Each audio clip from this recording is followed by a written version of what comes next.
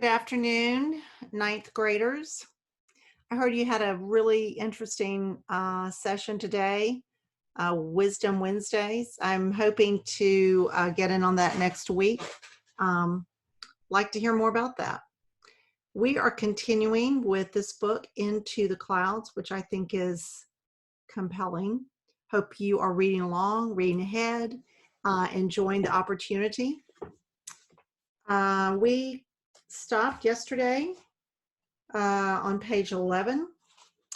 And so I'm going to actually go back to page 9 by 1938 right here and begin. Thanks for joining me. By 1938, none of the 8,000-meter peaks had been climbed. 7 expeditions had attempted Everest and 7 had failed. 12 people had died trying. In 1934, a German expedition to Nanga Parbat had fallen apart in a devastating storm. 9 climbers died trying to make it back down the mountain. Just 2 years later, an avalanche tumbled from the heights of the same peak, smothering 16 climbers in their camp. An article appeared in the New York Times in April of 1938, once again wondering why climbers seemed to be so obsessed with such a dangerous pursuit. Mankind has the notion that he can't rightly claim title to his planet till he has walked all over all of its surface that will bear his weight. He has put his heel on the poles, the continental ice caps, the lonely jungles and deserts, and the loftiest peaks of Europe, the Americas and Africa. The last great unknowns left for him on Earth are still untrodden mountaintops in the heart of Asia. That article also announced a new expedition, not to Everest, but to the second highest mountain in the world. This peak was about as unknown as any place on Earth. It stood tucked away in the far northern reaches of the Himalaya. It was so hard to get to that only 2 expeditions had even attempted to climb it. The mountain was K2, and the leader of the expedition was a 24-year-old medical student named Charlie Houston. Houston had been keeping a journal since he started planning the expedition, and he'd been thinking about his own reasons for climbing. Is it not better to take risk than die within from rot? Is it not better to change one's life completely than to wait for the brain to set firmly and irreversibly in one way of life and one environment? I think it is. Taking risk, not for the sake of danger alone, but for the sake of growth, is more important than any security one can buy or inherit. It would be another 15 years before Houston attempted one of the riskiest operations in the history of mountaineering, getting Art Gilkey down from 25,000 feet. But that story begins here. In 1938, as Charlie Houston prepared to lead his first K2 expedition across the Atlantic Ocean into the heart of the Himalaya. Chapter 2, Not Like Other Mountains.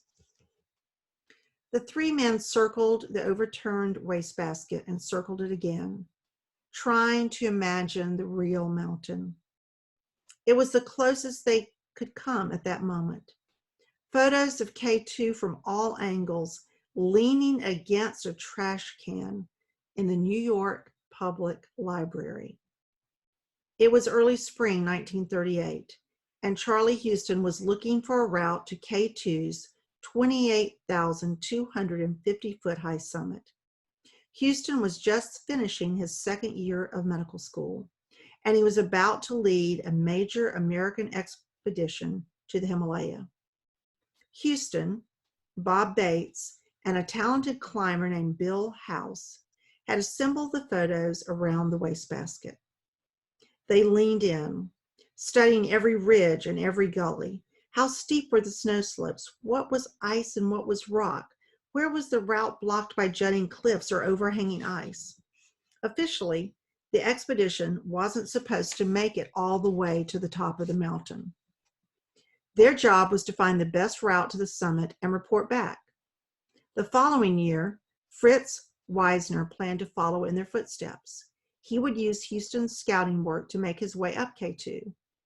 If everything went according to plan, Wisner would go down in history as the first person to stand on the summit.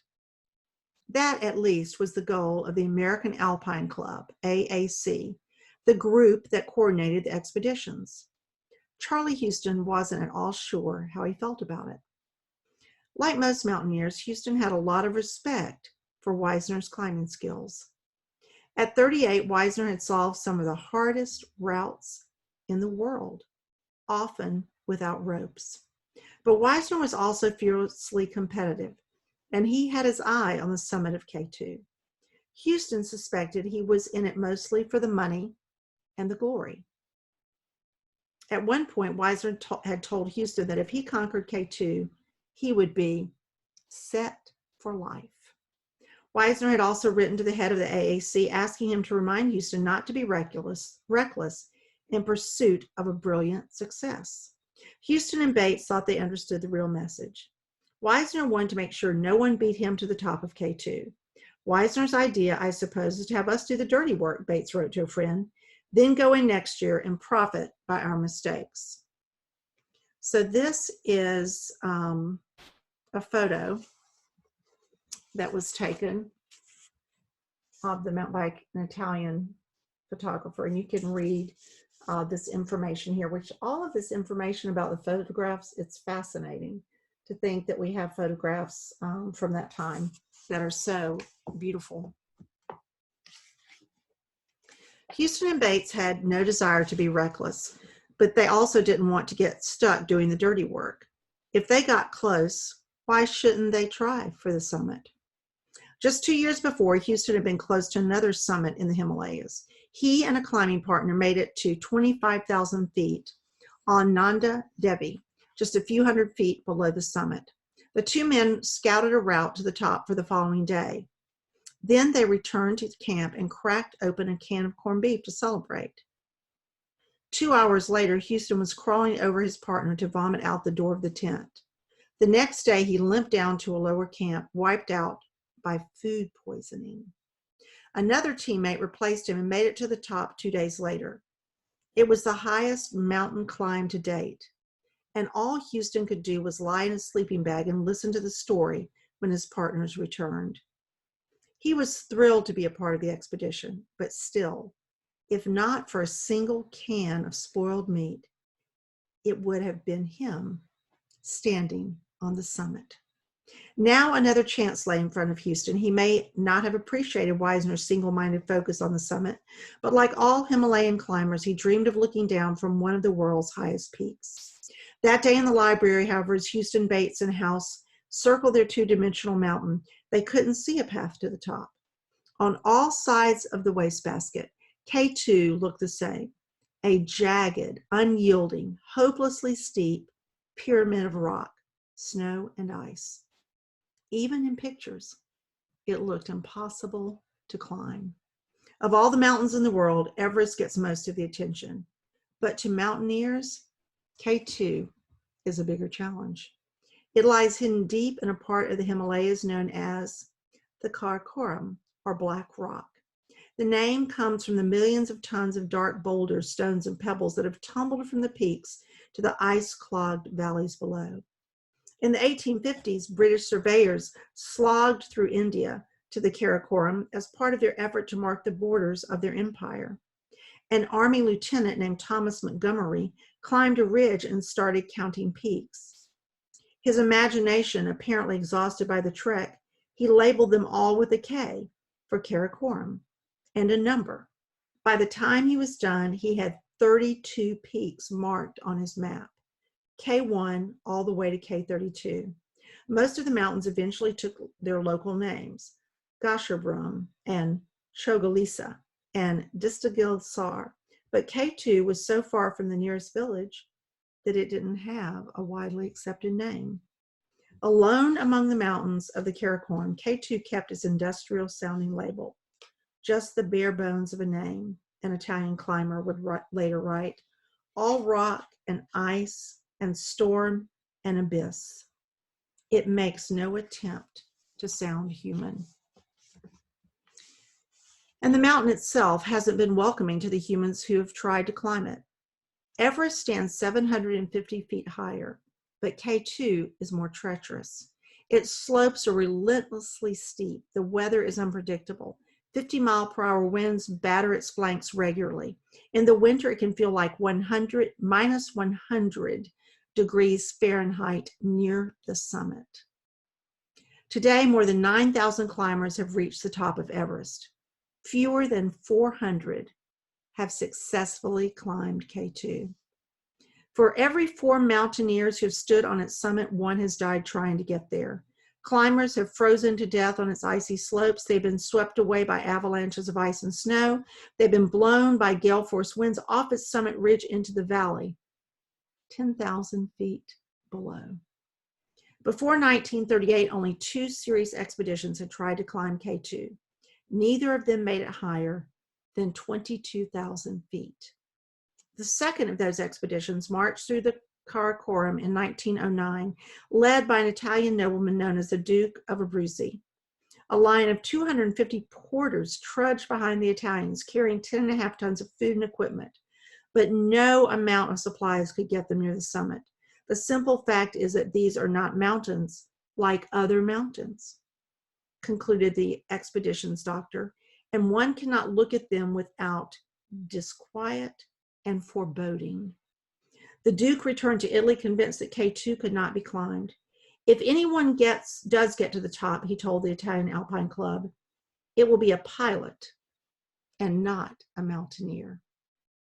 On May 9, 1938, Charlie Houston stepped out of a train in Rawalpindi, India.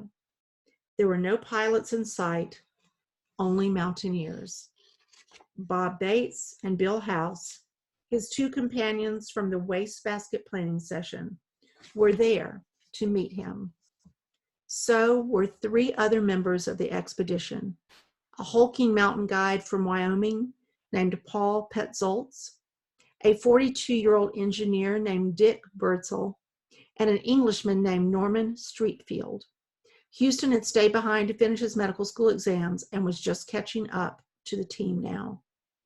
In Rawalpindi, Houston also greeted his old friend, Basang Kukuli.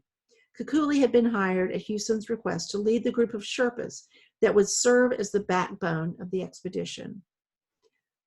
Kukuli's Sherpa ancestors had lived in the foothills of the Himalaya for hundreds of years. When the first Western climbers came to the area, Sherpas found work carrying expedition gear to the mountains. They packed and unpacked tents, carried heavy loads, and called their Western employer Sahib, a term that translates roughly as sir. Often the Western climbers treated their helpers as servants, but Sherpas like Kukuli and Tharke, Pasang Lama, and Gale were quickly learning to climb as well as their employers. They rarely got the credit, but without them, many expeditions wouldn't have gotten halfway up the mountain.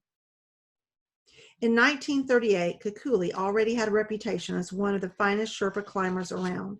He had survived the deadly 1934 expedition to Nanga Parbat when a 9-day storm stranded a German team high on the mountain. 3 German climbers and 6 Sherpas died from starvation and hypothermia trying to get down. Kukuli got away with his life, but his feet were badly damaged from frostbite. 2 years later, he went to Nandi Devi with Houston. On that trip, he went snowblind from the relentless white glare and never made it above Camp 2. But he and Houston became close friends on the expedition. Houston was happy to have him back on the way to K2. Paul Petzolds, he wasn't so sure about. Houston worried from the start that the big man wouldn't fit in with the rest of the team. Houston and the others had gone to expensive colleges. They read poetry to each other at night in the tents. Petzold, on the other hand, had no college degree. He was a mountain guide from the western U.S., a long way from the wealthy neighborhoods where the rest of them had grown up. For his part, Petzold felt the rest of the party were amateurs. He was convinced they should be paying him to guide them up the mountain. Houston and Petzold also had some heated debates over how to climb. Houston was a purist. He hated protective equipment like puntins, the metal spikes that climbers pounded into the mountain to protect themselves on dangerous pitches. The true mountaineer, he insisted, climbed with as little equipment as possible. Climbers who ran ropes from python to python and hauled themselves up turned an adventure into an engineering task. Petzold, on the other hand, had no problem with a little hardware if it kept him from falling off a mountainside. At the beginning of the trip, he'd been appalled to find that Houston had packed only 10 pythons. He thought a stash of 50 more on the way to India and tucked them away. He'd never been to K2, but he'd seen pictures. There were places where one bad step could launch you down the mountain. You could easily fall 10,000 feet before you land.